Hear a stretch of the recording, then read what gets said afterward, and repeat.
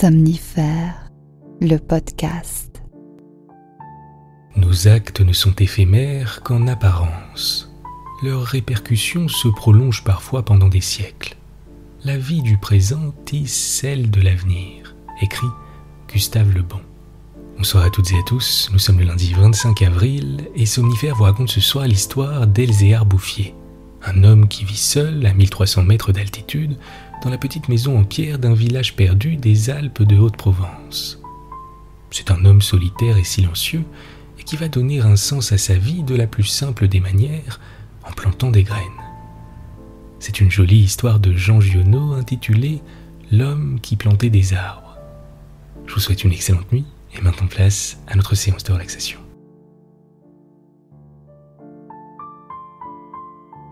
La séance de relaxation. Jean Giono nous décrit dans l'histoire de ce soir le quotidien d'un homme qui n'a plus de famille et vit désormais seul, perché sur sa montagne au milieu de nulle part.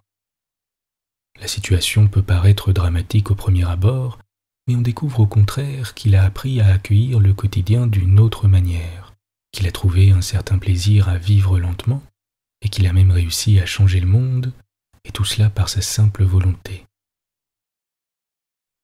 Cette histoire vient nous rappeler que peu importe les circonstances, il est toujours possible de trouver une certaine quiétude et un sens. C'est une invitation à ralentir, à prendre de la hauteur, à se rappeler que tout est une question de perspective, et que même dans les moments difficiles, il faut prendre les choses petit à petit, un jour après l'autre, que ce qui compte, c'est principalement de continuer d'avancer et de glaner les petits bonheurs là où ils se trouvent.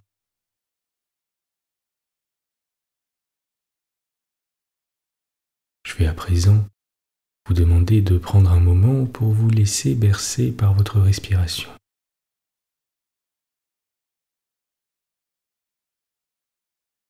Pour observer le poids de votre corps contre le matelas,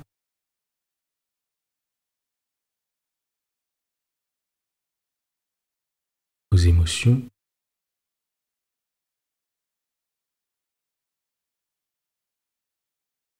la température de la pièce,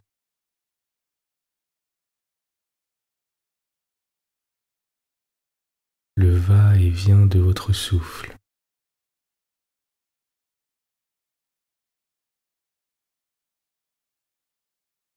Le contact de votre peau avec le drap ou la couverture,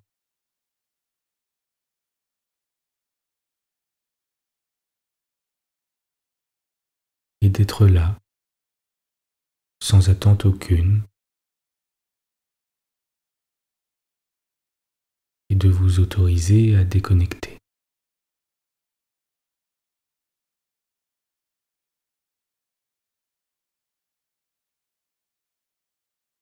Notez le moment où vos pensées dérivent, où votre attention se disperse,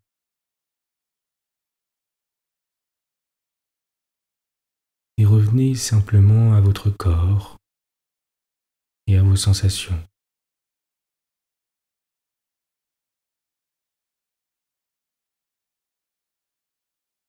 À votre ventre qui monte et qui descend.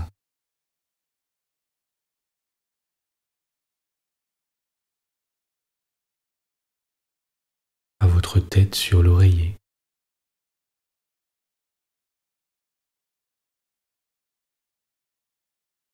À votre respiration.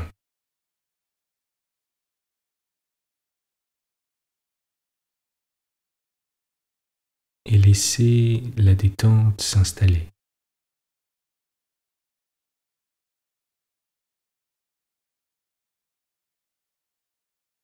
Comme d'habitude, détendez le point entre vos deux sourcils.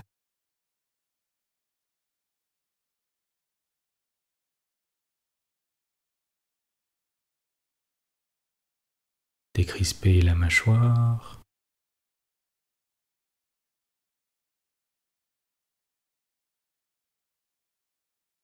Lissez le front.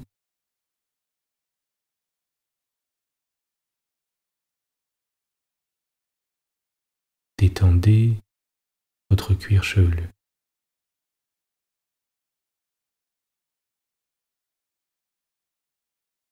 Prenez à présent une petite minute pour simplement porter votre attention sur votre respiration.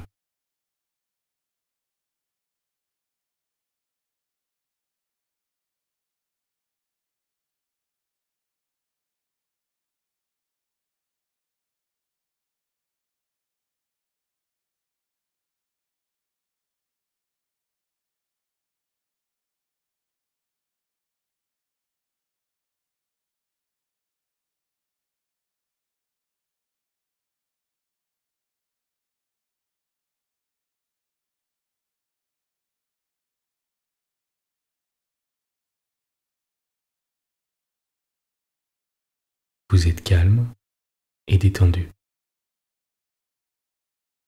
L'histoire du soir.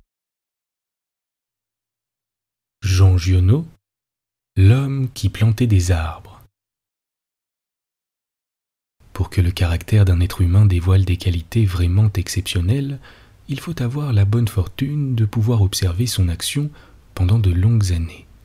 Si cette action est dépouillée de tout égoïsme, si l'idée qui la dirige est d'une générosité sans exemple, s'il est absolument certain qu'elle n'a cherché de récompense nulle part et qu'au surplus elle ait laissé sur le monde des marques visibles, on est alors sans risque d'erreur devant un caractère inoubliable.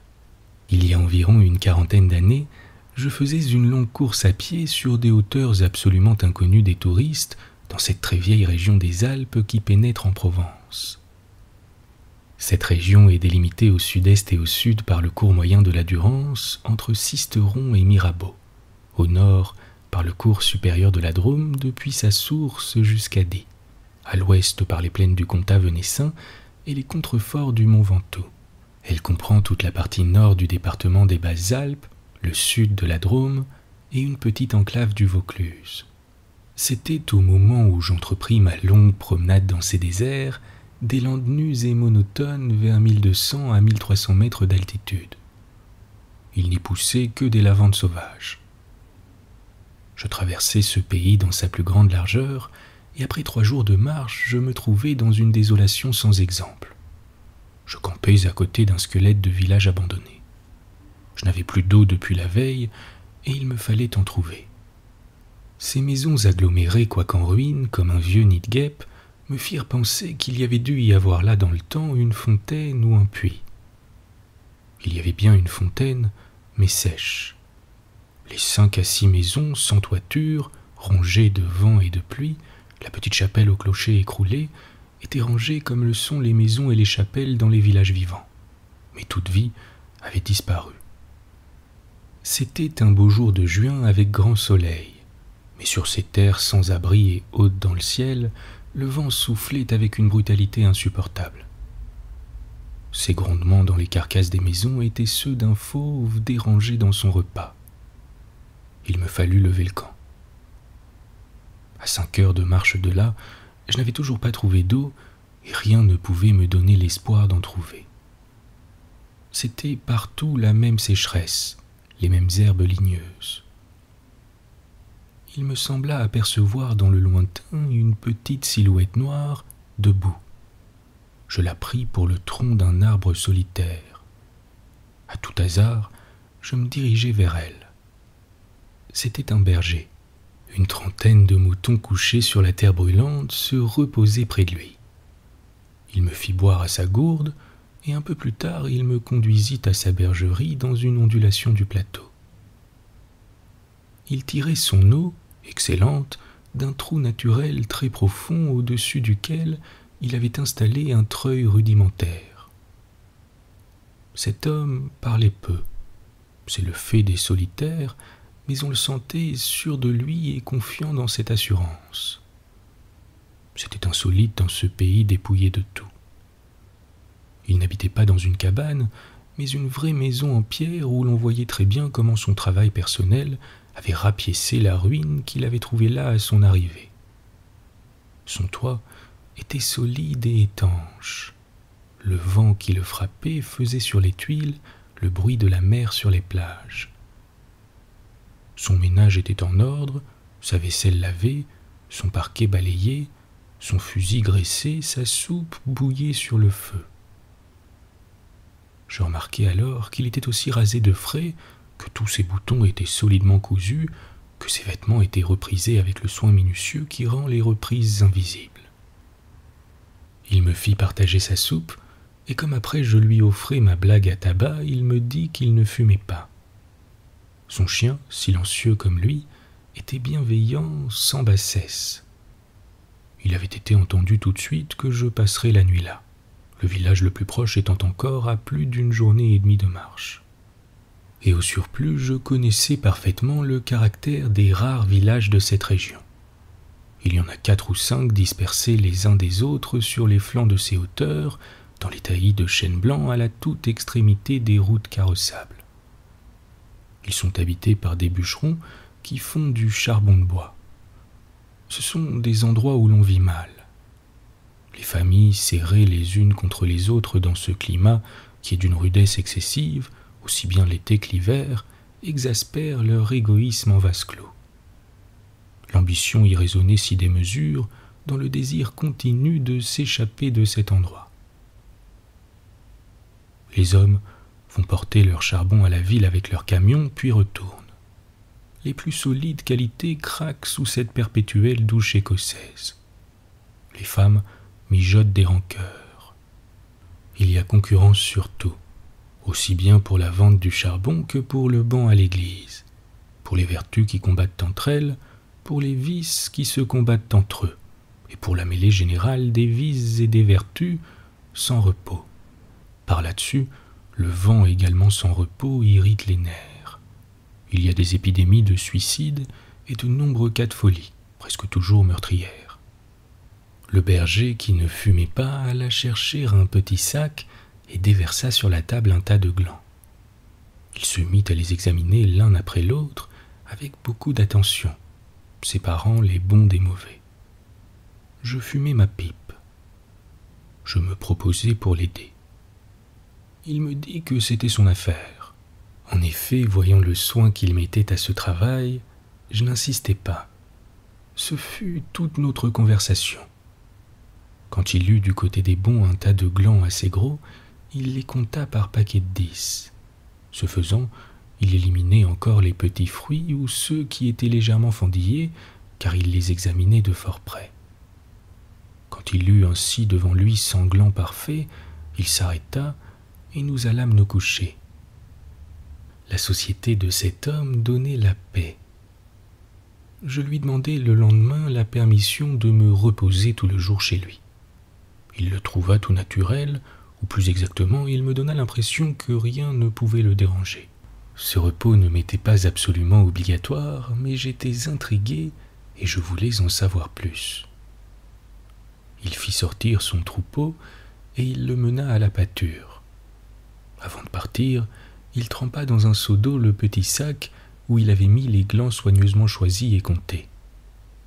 Je remarquai qu'en guise de bâton, il emportait une tringle de fer grosse comme le pouce et longue d'environ 1,50 m.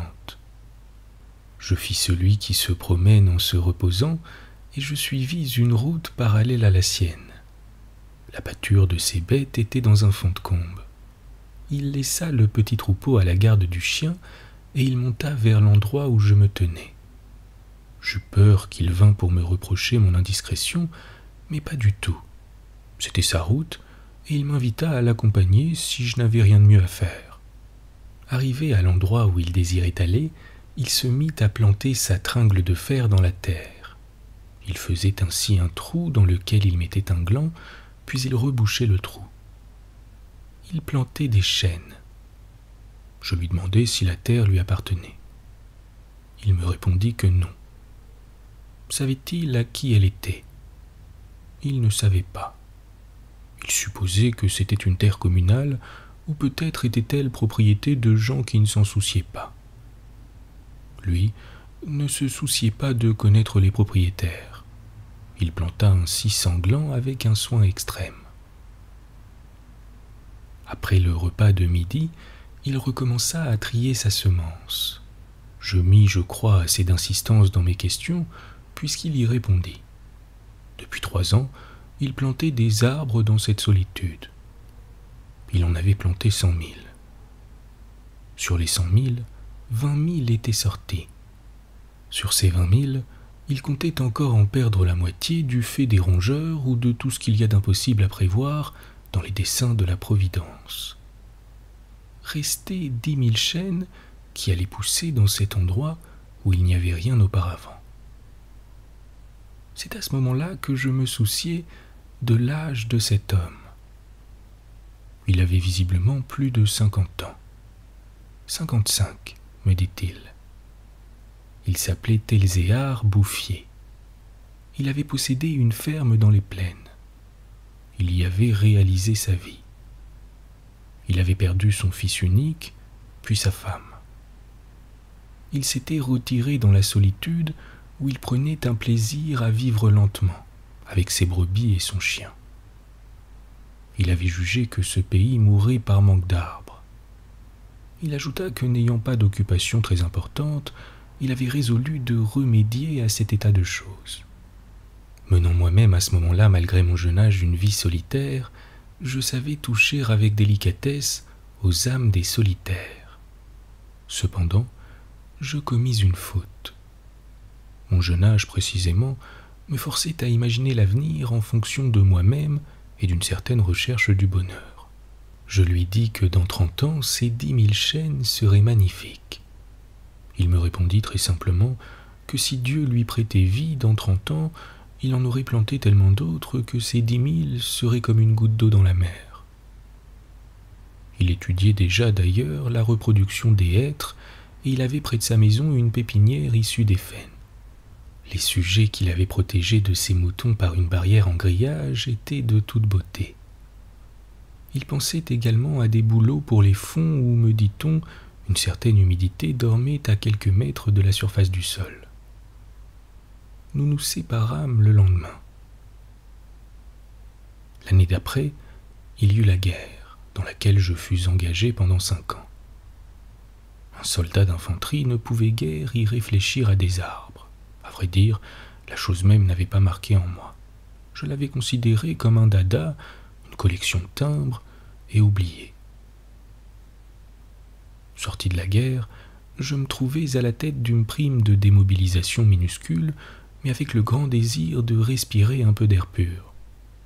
C'est sans idée préconçue, sauf celle-là, que je repris le chemin de ces contrées désertes. Le pays n'avait pas changé. Toutefois, au-delà du village mort, j'aperçus dans le lointain une sorte de brouillard gris qui recouvrait les hauteurs comme un tapis.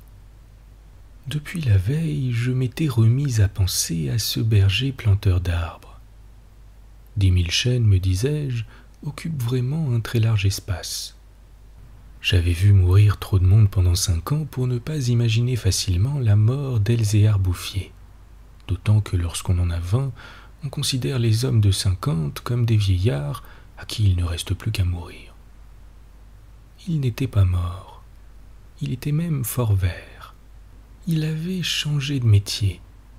Il ne possédait plus que 4 brebis, mais par contre une centaine de ruches. Il s'était débarrassé des moutons qui mettaient en péril ses plantations d'arbres. Car, me dit-il, et je le constatais, il ne s'était pas du tout soucié de la guerre. Il avait imperturbablement continué à planter. Les chênes de 1910 avaient alors 10 ans et étaient plus hauts que moi et que lui. Le spectacle était impressionnant.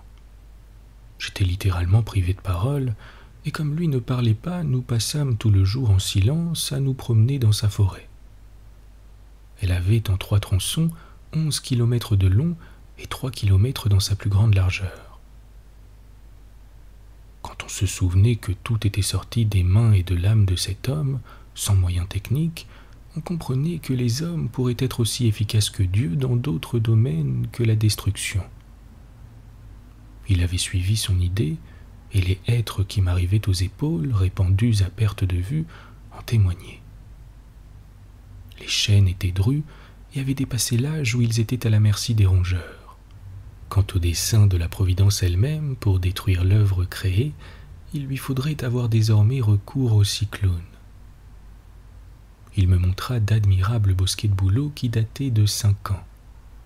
Il leur avait fait occuper tous les fonds où il soupçonnait avec juste raison qu'il y avait de l'humidité presque à fleur de terre. Ils étaient tendres comme des adolescents et très décidés. La création avait l'air d'ailleurs de s'opérer en chaîne. Il ne s'en souciait pas, il poursuivait obstinément sa tâche, très simple. Mais en redescendant par le village, je vis couler l'eau dans des ruisseaux qui, de mémoire d'homme, avaient toujours été à sec. C'était la plus formidable opération de réaction qu'il m'ait été donné de voir. Ces ruisseaux secs avaient jadis porté de l'eau dans des temps très anciens. Certains de ces villages tristes dont j'ai parlé au début de mon récit s'étaient construits sur les emplacements d'anciens villages gallo-romains dont il restait encore des traces. Le vent aussi dispersait certaines graines. En même temps que l'eau réapparut, réapparaissaient les saules, les osiers, les prés, les jardins, les fleurs et une certaine raison de vivre. Mais la transformation s'opérait si lentement qu'elle entrait dans l'habitude sans provoquer d'étonnement. Les chasseurs qui montaient dans les solitudes à la poursuite des lièvres ou des sangliers avaient bien constaté le foisonnement des petits arbres, mais ils l'avaient mis sur le compte des malices naturelles de la terre.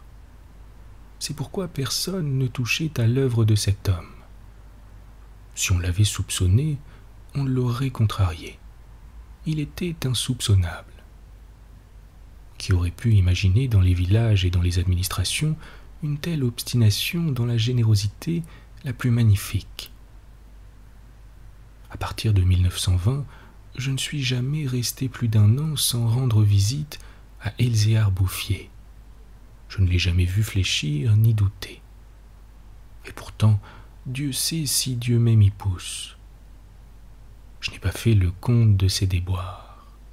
On imagine bien cependant que pour une réussite semblable, il a fallu vaincre l'adversité, que pour assurer la victoire d'une telle passion, il a fallu lutter avec le désespoir. Il avait pendant 1 an planté plus de 10 000 érables. Ils moururent tous. L'an d'après, il abandonna les érables pour reprendre les hêtres qui réussirent encore mieux que les chênes. Pour avoir une idée à peu près exacte de ce caractère exceptionnel, il ne faut pas oublier qu'il s'exerçait dans une solitude totale, si totale que vers la fin de sa vie, il avait perdu l'habitude de parler. Ou peut-être n'en voyait-il pas la nécessité.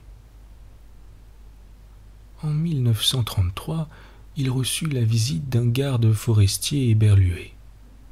Ce fonctionnaire lui intima l'ordre de ne pas faire de feu dehors, de peur de mettre en danger la croissance de cette forêt naturelle. C'était la première fois, lui dit cet homme naïf, qu'on voyait une forêt pousser toute seule. À cette époque, il allait planter des hêtres à 12 kilomètres de sa maison. Pour s'éviter le trajet d'aller-retour, car il avait alors 75 ans, il envisageait de construire une cabane de pierre sur les lieux mêmes de ses plantations, ce qu'il fit l'année d'après. En 1935, une véritable délégation administrative vint examiner la forêt naturelle. Il y avait un grand personnage des eaux et des forêts, un député, des techniciens. On prononça beaucoup de paroles inutiles. On décida de faire quelque chose, et heureusement on ne fit rien, sinon la seule chose utile, mettre la forêt sous la sauvegarde de l'État et interdire qu'on vienne y charbonner. Car il était impossible de n'être pas subjugué par la beauté de ces jeunes arbres en pleine santé. Et elle exerça son pouvoir de séduction sur le député lui-même. J'avais un ami parmi les capitaines forestiers qui était de la délégation. Je lui expliquai le mystère. Un jour de la semaine d'après, nous allâmes tous les deux à la recherche d'Elzéar Bouffier. Nous le trouvâmes en plein travail, à 20 kilomètres de l'endroit où avait eu lieu l'inspection. Ce capitaine forestier n'était pas mon ami pour rien. Il connaissait la valeur des choses. Il sut rester silencieux. J'offris les quelques œufs que j'avais apportés en présent. Nous partageâmes notre casse-croûte en 3, et quelques heures passèrent dans la contemplation muette du paysage. Le côté d'où nous venions était couvert d'arbres de 6 à 7 mètres de haut. Je me souvenais de l'aspect du pays en 1913, le désert. Le travail paisible et régulier, l'air vif des hauteurs, la frugalité et surtout la sérénité de l'âme avaient donné à ce vieillard une santé presque solennelle. C'était un athlète de Dieu. Je me demandais combien d'hectares il allait encore couvrir d'arbres.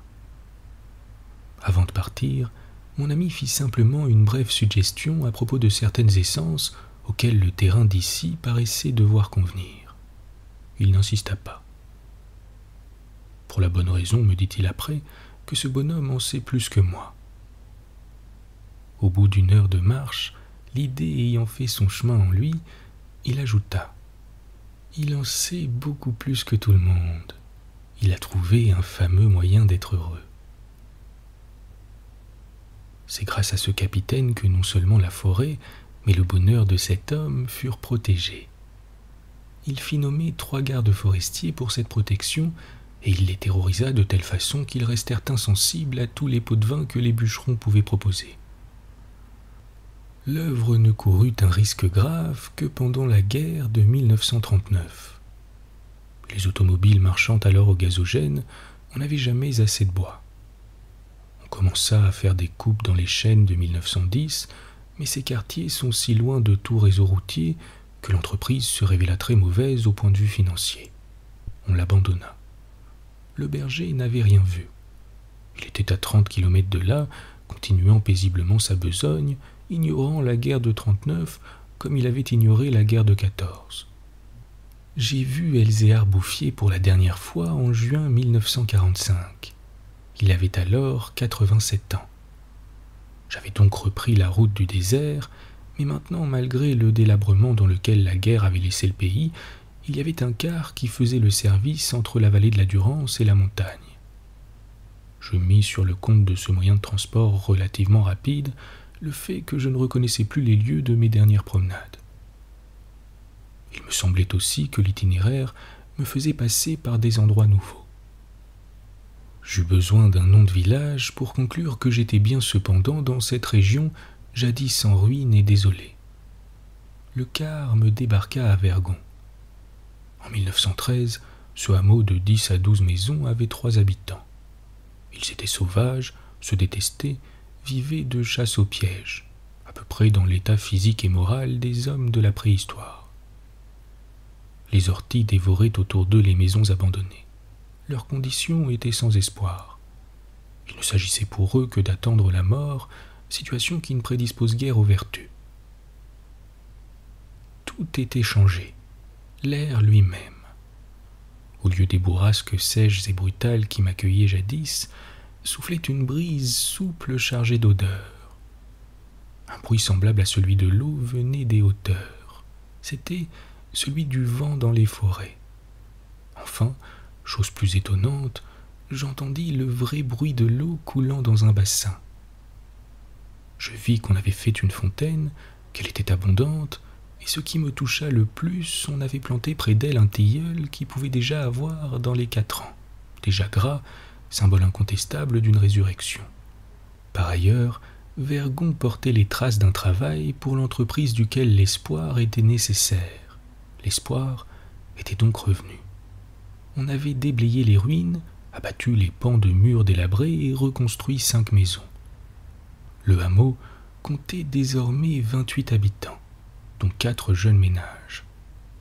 Les maisons neuves, crépies de frais, étaient entourées de jardins potagers où poussaient mélangés mais alignés les légumes et les fleurs, les choux et les rosiers, les poireaux et les gueules de loup, les céleris et les anémones. C'était désormais un endroit où l'on avait envie d'habiter. À partir de là, je fis mon chemin à pied. La guerre dont nous sortions à peine n'avait pas permis l'épanouissement complet de la vie, mais Lazare était hors du tombeau. Sur les flancs abaissés de la montagne, je voyais de petits champs d'orge et de seigle en herbe. Au fond des étroites vallées, quelques prairies verdissaient. Il n'a fallu que les 8 ans qui nous séparent de cette époque pour que tout le pays resplendisse de santé et d'aisance. Sur l'emplacement des ruines que j'avais vues en 1913, s'élèvent maintenant des fermes propres, bien crépies, qui dénotent une vie heureuse et confortable. Les vieilles sources, alimentées par les pluies et les neiges que retiennent les forêts, se sont remises à couler. À côté de chaque ferme, dans des bosquets d'érables, les bassins des fontaines débordent sur des tapis de menthe fraîche. Les villages se sont reconstruits peu à peu. Une population venue des plaines où la terre se vend chère s'est fixée dans le pays, y apportant de la jeunesse, du mouvement, de l'esprit d'aventure. On rencontre dans les chemins des hommes et des femmes bien nourris, des garçons et des filles qui savent rire et ont repris goût aux fêtes campagnardes.